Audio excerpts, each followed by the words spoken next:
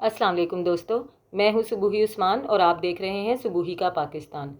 अच्छा दोस्तों, दुनिया में जितने भी ढीठ लोग हैं, जितने भी ऐसे लोग हैं जिनमें गैरत की कुछ कमी पाई जाती है, उनके साथ आप जो कुछ मर्ज़ी कर लें, जैसा मर्ज़ी सलूक कर लें, जो आदी मुजरिम लोग होते हैं, उनको किसी भी बात से कोई भी फ़र्क नहीं पड़ता। वो अपनी आदतों से बाज नहीं आते हैं, अपनी ढिठाइयों से बाज बिल्कुल भी नहीं आते हैं। जी, तो मैं बात कर रही हूँ ज़हीर और शब्बीर के बारे में। खबर कुछ इस तरह से है दोस्तों, जैसा कि आप सब जानते हैं कि अब दोनों मुल्जिमान जो हैं ये ज़मानत पर रिहा हो चुके हैं। जैसे ही ये ज़मानत पे रिहा हुए, उसके फ़ौरन बाद इन्होंने ज़ारा काज़मी से रब्ता करने की सर तोड़ कोशिशें की, जिसमें से पहली कोशिश इनकी ये सामने आई कि इन्होंने एक अदद फ़ोन कॉल की शेल्टर होम में,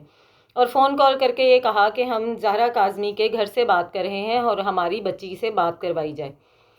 उस पर शेल्टर होम के जो शेल्टर होम का जो अमला है, उसने इंतहाई अक्लमंदी का मुजाहरा करते हुए ये कहा कि अगर आप ज़हरा काज़मी के घर से बात कर रहे हैं तो आप उन नंबरों से हमें कॉल करें कि जो नंबर हमें नोट करवाए गए हैं, यानी कि जो मेहदी काज़मी के घर के नंबर हैं। गैर मुताल्लिका नंबरों से आप हमें कॉल मत करें। अगर आप हमें मुताल्लिका घर के नंबर से फ़ोन करेंगे तो हम आपकी बात करवा देंगे।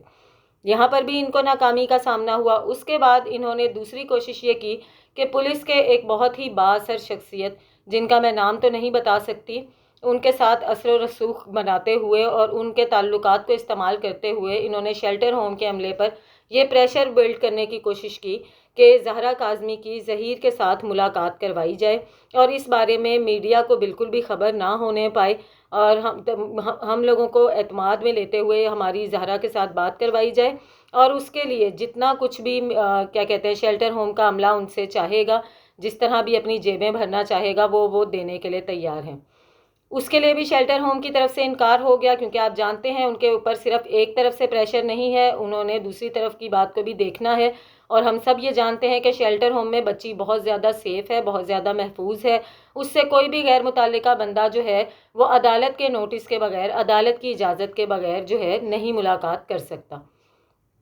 अब जनाब हुआ कुछ इस तरह से है कि ये तमाम कोशिशें करने के बाद जब ये लोग नाकाम हो गए तो फिर इन्होंने एक अफवाह उड़ाई कि ज़ारा काज़मी से किसी बासर शख्सियत ने मुलाकात की है, और जब उसने मुलाकात की और बच्ची को ये बताया कि ज़हीर और शब्बीर गिरफ़्तार हो चुके हैं, बच्ची को इस बात का इल्म ही नहीं है, और उसे जब ये बताया गया तो वो अपने आपे से बाहर हो गई और उसने कहा कि मैं यहाँ से छलांगे लगा के निकल जाऊँगी, यहाँ की दीवारें तोड़ दूँगी, ख़ुदकुशी कर लूँगी, अपने वालिदैन के ख़िलाफ़ जंग कर दूँगी, किसी को नहीं छोड़ूंगी अगर ज़हीर को आज़ाद ना किया गया या मुझे ज़हीर के पास नहीं भेजा गया।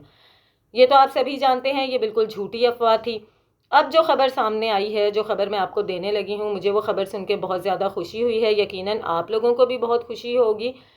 बावसूख ज़राए से ये खबर सामने आई है कि शेल्टर होम में ज़ारा काज़मी की एक्टिविटीज़ क्या हैं, बच्ची खुश है या नहीं, बच्ची ने वहाँ के माहौल को अडॉप्ट किया है या नहीं। इस बारे में जब पता लगाया गया तो जो बात सामने आई है उसको सुन के आपको बहुत ही ज़्यादा खुशी होगी। पता ये चला है जनाब कि बच्ची वहाँ पर बहुत ज़्यादा खुश है।